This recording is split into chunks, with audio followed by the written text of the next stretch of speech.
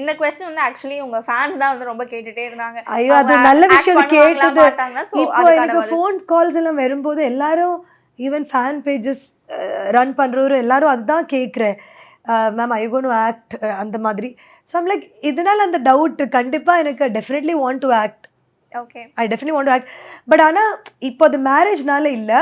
நான் ஒரு ஸ்டேஜ் எத்தி இருக்கு வேர் எனக்கு நல்ல ப்ராஜெக்ட்ஸ் தான் செலக்ட் பண்ணணும்.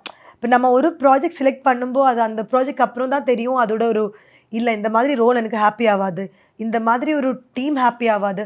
வி வில் ஹாவ் கொஞ்சம் செலெக்ஷன் க்ரைட்டீரியா கொஞ்சம் ஸ்ட்ரிக்டாக இருக்கும். எனக்கு அந்த ஒரு இது மேரேஜ்னால இல்லை, ஜென்ரலாக எனக்கு எனக்கு இந்த மாதிரி ரோல்ஸ் வேணும், இந்த மாதிரி மூவிஸ் வேணும், அந்த மாதிரி இருக்கு.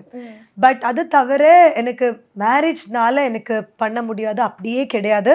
I definitely want to work in films, but I really want to do some really good projects. எனக்கு I want to be proud of the projects I'm doing. Okay. So the screen time இருந்தாலும் the sometimes screen timeல நமக்கு we don't have a part to play because ரொம்ப scenes cut down, like goatலலாம் I think 90% lot of scenes were cut.